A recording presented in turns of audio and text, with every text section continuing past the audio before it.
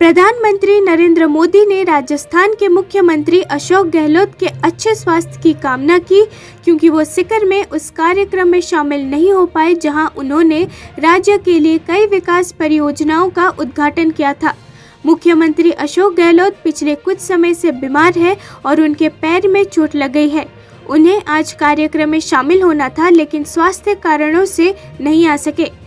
मैं उनके अच्छे स्वास्थ्य के लिए प्रार्थना करता हूं, ऐसा प्रधानमंत्री ने कहा।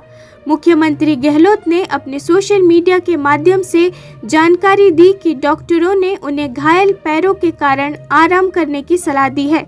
उन्होंने सीकर में आयोजित कॉन्फ्रेंस में वीडियो कॉन्फ्रेंस के जरिए नॉन इंटरैक्टिव मोड में हिस्सा लिया। राजस्थान के मुख्यमंत्री श्रीमान अशोक गहलोत जी कुछ दिनों से बीमार चल रहे हैं। उनके पैरों में कुछ तकलीफ है। आज इस कार्यक्रम में आने वाले थे, लेकिन उस कठिनाई के कारण नहीं आ पाए हैं। मैं उनके उत्तम स्वास्थ्य के लिए प्रार्थना करता हूं और सारे राजस्थान को इन अनेक विध नई सौगात के लिए, देश के किसानों को। राजस्थान दौरे पर पहुंचे प्रधानमंत्री मोदी ने सीकर में विभिन्न विकास परियोजनाओं का उद्घाटन किया है। प्रधानमंत्री ने कहा कि अब प्रधानमंत्री किसान समृद्धि केंद्र पर ही किसानों को बीज भी मिलेगा और खाद भी। इसके अलावा खेती से जुड़े औजारों और दूसरी मशीनें भी इस केंद्र पर मिला करेंगी। ये सेंटर खेती से जुड़ी हर आधुनिक जानकारी किसानों को देंगे। प्रधानमंत्री मोदी ने राजस्थान के सीकर में कहा कि हमारी सरकार किसानों की चिंता समझती है। केंद्र सरकार किसानों के साथ खड़ी है और बीते 9 साल में उनके हित में कई फैसले किए हैं। बीज से बाजार तक किसानों के हित में काम किया। आज देश के किसानों को प्रधानमंत्री किसान समृद्धि के तहत 18,000 करोड़ रुपए मिले हैं। मेरा सौभाग्य है कि आज मुझे वीरों की भूमि शेखावटी से देश के लिए अनेक विकास परियोजनाओं को शुरू करने का अवसर मिला है। आज यहां से देश के करोड़ों किसानों को पीएम किसान सम्मान निधि के लगभग 18,000 करोड़ रुपए भेजे गए हैं, सीधे उनके बैंक खाते में जमा हुए हैं। आज देश में 1,25,000 पीएम किसान समृद्धि केंद्रों की। हिंसा प्रभावित मणिपुर में भीड़ द्वारा 2 महिलाओं को निर्वस्त्र कर घुमाने की वीडियो सोशल मीडिया पर वायरल हो गई। इस घटना की पूरे देश में आलोचना हो रही है। समाजवादी पार्टी के राष्ट्रीय अध्यक्ष अखिलेश यादव ने इसकी निंदा की है। उन्होंने कहा कि मणिपुर जैसी घटना दुनिया में कहीं नहीं हुई होगी। इस घटना ने भारत की प्रतिष्ठा को दुनिया में गिराई है। हम और आप सब जब ऐसी तस्वीरें देखते हैं तो हमारा सिर शर्म से झुक जाता है। समाजवादी पार्टी के राष्ट्रीय अध्यक्ष अखिलेश ने मणिपुर की घटना के लिए बीजेपी और आरएसएस को जिम्मेदार ठहराते हुए कहा कि मणिपुर की घटना आरएसएस की नफरत फैलाने की राजनीति और बात करके राज करने की नीति है। उन्होंने आगे कहा कि बीजेपी की वोट की राजनीति की वजह से मणिपुर में ऐसी घटना हुई जहां महिलाओं को इस तरीके से घुमाया गया। ये जितना कुछ हो रहा है और जो घटनाक्रम हो रहा है, देश की जनता देख रही है। संजय जी अपनी बात रखें, सरकार को जगाएं, सरकार की आंख खोलें, उनकी नहीं सुनेंगे आप। कोई अपनी बात रखना चाहे, तर्क ये दे रहे हैं कि विपक्ष नहीं हाउस चलना देना चाहता है। जो मणिपुर की घटना हुई है, कौन देख सकता है? और देश की प्रतिष्ठा कितनी गिरी होगी उससे दुनिया में। जो लोग भारत को दुनिया में किस ऊंचाई तक पहुंचाना चाहते हैं। कल भी भारतीय जनता पार्टी की तरफ से ये बात आ रही है कि अर्थव्यवस्था में हम 30 नंबर पर पहुंच जाएंगे। क्या अर्थव्यवस्था पे आप 1 नंबर पे पहुंच जाएं और देश में महिलाएं, नानियां, बेटियों का ये सम्मान होगा?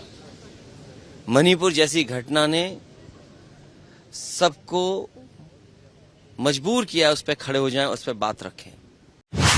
मुंबई के अलग अलग हिस्सों में मूसलाधार बारिश के कारण शहर के कई इलाकों में गंभीर जल जमाव हो गया है। भारत मौसम विज्ञान विभाग के अनुसार अधिकतम और न्यूनतम तापमान 34 डिग्री सेल्सियस और 26 डिग्री सेल्सियस के आसपास होगा। IMD ने आज शहर में भारी से बहुत भारी बारिश की भी भविष्यवाणी की है। मणिपुर की स्थिति पर अपना विरोध दर्ज कराने के लिए इंडिया गठबंधन के सभी सांसद काले कपड़े पहनकर संसद पहुंचे। कांग्रेस और अन्य विपक्षी दल मणिपुर की स्थिति पर विस्तृत चर्चा और प्रधानमंत्री नरेंद्र मोदी से बयान की मांग कर रहे हैं। उन्होंने 20 जुलाई को संसद के मॉनसून सत्र की शुरुआत के बाद से लोकसभा और राज्यसभा दोनों में विरोध प्रदर्शन और नारेबाजी की, जिससे दोनों सदनों की कार्यवाही स्थगित करनी पड़ी। देखिए, प्रधानमंत्री मणिपुर के लोगों के घाव पर नमक छिड़क रहे हैं।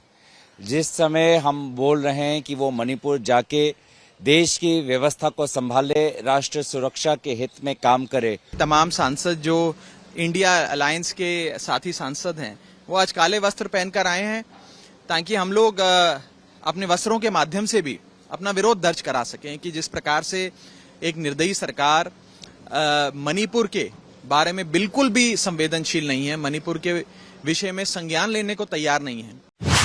भारतीय जनता पार्टी के नेता मुख्तार अब्बास नकवी ने मणिपुर मुद्दे के विरोध में संसद में काले कपड़े पहनने के विपक्षी नेताओं के कदम का मजाक उड़ाया। उन्होंने कहा कि प्रधानमंत्री मोदी के खिलाफ काला जादू काम नहीं करेगा। उन्होंने आगे कहा कि इसका प्रधानमंत्री पर कोई असर नहीं पड़ेगा क्योंकि वो तीसरी बार चुनाव जीतेंगे। विपक्ष अब केवल मोदी की तपस्या, दृढ़ संकल्प और कड़ी मेहनत की शक्ति के खिलाफ जीतने के लिए इस काले जादू का उपयोग कर सकता है और हमें पूरा यकीन है कि इनका ये काला जादू भी विफल हो जाएगा, जैसे कि उनकी अधिकांश चालें पहले हुई थी। ऐसा मुख्तार अब्बास नकवी का कहना है। विशेष रूप से विपक्षी नेता मणिपुर मुद्दे पर अपना विरोध दिखाने के लिए काले कपड़े पहनकर संसद गए थे। वे मॉनसून सत्र शुरू होने के बाद से ही संसद में मणिपुर की स्थिति पर प्रधानमंत्री मोदी से बयान की मांग कर रहे हैं।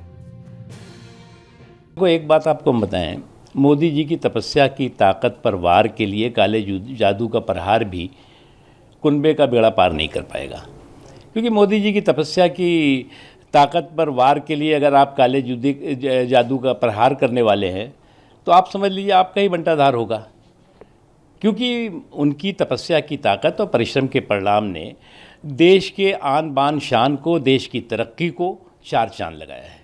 ये बात न केवल खुद जो लोग काले जादू का प्रहार कर रहे हैं वो भी जानते हैं ये बात, और इसलिए इस कुनबे के काले जादू का वार भी या काले जादू का मंत्र भी छू मंत्र होगा, आप देख लीजिएगा। आज जो है वो इनकी दिक्कत ये नहीं है। आपको याद होगा कि 2018 में चुनाव से पहले सड़क से पहले उन्होंने संसद में चुनावी रिहर्सल शुरू कर दी थी और नो कॉन्फिडेंस मोशन लाए थे। क्या शुरू हुआ था? मोदी जी को जनता ने 2014 में 283-84। विदेश मंत्री एस जयशंकर ने गुरुवार को राज्यसभा में उनके बयान के दौरान हंगामा करने और सदन की कार्यवाही बाधित करने के लिए विपक्ष पर निशाना साधा। उन्होंने कहा कि वे इंडिया विपक्षी गठबंधन का नाम होने का दावा करते हैं, लेकिन अगर वे भारत के राष्ट्रीय हितों के बारे में सुनने के लिए तैयार ही नहीं तो वो किस तरह की इंडिया है। विदेश मंत्री ने बयान देना अभी शुरू ही किया था कि विपक्षी सदस्यों ने मणिपुर हिंसा पर प्रधानमंत्री मोदी के बयान और इस पर विषय पर चर्चा कराने की मांग को लेकर हंगामा जारी कर दिया। भारत के रक्षा मंत्री 24वें कारगिल विजय दिवस के मौके पर पाकिस्तान पर जमकर बरसे। राजनाथ सिंह ने कहा था कि अगर जरूरत पड़ी तो भारतीय सेना LOC पार करने को भी तैयार है। इस पर अब पाकिस्तान को मिर्ची लगी है। पाकिस्तान विदेश विभाग ने इस पर प्रतिक्रिया दी है। पाकिस्तान को राजनाथ सिंह ने इस बयान पर मिर्ची लगी है। पाकिस्तान के विदेश कार्यालय ने बुधवार को रक्षा मंत्री की टिप्पणी को भड़काऊ बताया। पाकिस्तान के विदेश मंत्रालय ने एक प्रेस रिलीज में कहा, लद्दाख के द्रास में दिए गए भारतीय रक्षा मंत्री के बयान पर पाकिस्तान कड़ी अस्वीकृति व्यक्त करता है। उन्होंने कहा था, भारत अपने सम्मान को बनाए रखने के लिए जम्मू कश्मीर में नियंत्रण रेखा को पार करने को तैयार है। रक्षा मंत्री राजनाथ सिंह ने ऐसी स्थिति में लोगों को समर्थन करने के लिए तैयार रहने को कहा। रूस यूक्रेन युद्ध का उदाहरण देते हुए उन्होंने कहा कि 1 साल से भी लंबे समय से वो सिर्फ इस कारण चल पा रहा है क्योंकि नागरिक भी इसमें कूद गए हैं। इसके अलावा रक्षा मंत्री ने कहा कि कारगिल युद्ध पाकिस्तान ने भारत पर थोपा था। साथियों, हमारी सरकार ने भारत की सुरक्षा के लिए सेना को दुश्मनों के घर में घुसकर मारने की खुली छूट दी है और मैं आप लोगों को इस मंच से यह भी विश्वास दिलाना चाहूंगा कि मोदी जी के नेतृत्व में केंद्र सरकार की राजनीतिक इच्छा शक्ति में पिछले कुछ समय में लगातार बढ़ोतरी हुई है। सरकार पूरी तन्मयता के साथ अपनी सेना के साथ खड़ी है। राज्यसभा में विपक्ष के नेता मल्लिकार्जुन खड़गे ने मणिपुर मुद्दे पर संसद में राजनीतिक घमासान के बीच राजस्थान दौरे को लेकर प्रधानमंत्री नरेंद्र मोदी पर निशाना साधा। उन्होंने आगे कहा कि प्रधानमंत्री मोदी को लोकतंत्र और संविधान में कोई आस्था नहीं है। सदन चल रहा है, हम मांग कर रहे हैं कि प्रधानमंत्री मोदी वहां आए और बयान दे, लेकिन वो राजस्थान में राजनीतिक भाषण दे रहे हैं और प्रचार कर रहे हैं। जब वो वहां जा सकते हैं तो क्या वो आधे घंटे के लिए सदन में आकर बयान नहीं दे सकते? इसका मतलब है कि लोकतंत्र में उनकी कोई रुचि नहीं है, कोई आस्था नहीं है। वो लोकतंत्र और संविधान की रक्षा नहीं करना चाहते, वो संसद का अपमान कर रहे हैं, ऐसा मल्लिकार्जुन खड़गे ने कहा। विशेष रूप से संसद में गतिरोध पैदा हो गया है क्योंकि विपक्ष मणिपुर की स्थिति पर प्रधानमंत्री मोदी से बयान की मांग कर रहा है। प्रधानमंत्री मोदी कई परियोजनाओं का उद्घाटन करने और कार्यक्रमों में शामिल होने के लिए राजस्थान के 2 दिवसीय दौरे पर हैं। Ruling party MPs, they stood and shouting, Hindustan versus what is. Yes, but पहले भी तो होता था। पहले भी होता था ना। रूलिंग पार्टी कभी नहीं करती क्योंकि they blame us always, opposition गड़बड़ कर रही, सुनना नहीं चाहती जी। लेकिन अब वो खुद गड़बड़ करके हमारा मुंह बंद करना चाहती है। और एक तो पहले सिस्टमेटिकली प्रधानमंत्री नरेंद्र मोदी ने यूपीए गठबंधन का नाम बदलकर INDIA रखने पर विपक्ष पर निशाना साधा। उन्होंने कहा कि आतंकवाद के सामने घुटने टेकने का दाग मिटाने के लिए गठबंधन ने अपना नाम बदला है। भारत के लेबल के साथ वे अपने पुराने कार्य यूपीए के कार्यों को छुपाना चाहते हैं। यदि उन्हें वास्तव में भारत की परवाह होती तो क्या वो विदेशियों को भारत में हस्तक्षेप करने के लिए कहते? उन्होंने एक बार नारा दिया था, Indira is India and India is Indira. ये के कुकर्म लोगों को याद ना आए, इसलिए इन्होंने अपना नाम UPA से बदलकर INDIA कर दिया। UPA के नाम बदला है ताकि ये आतंकवाद के सामने घुटने टेकने का अपना पाप छिपा सके। इनका तरीका वही है जो हमेशा देश के दुश्मनों ने अपनाया है। इंडिया नाम तो ईस्ट इंडिया कंपनी में भी था। INDIA के नाम के लेवल से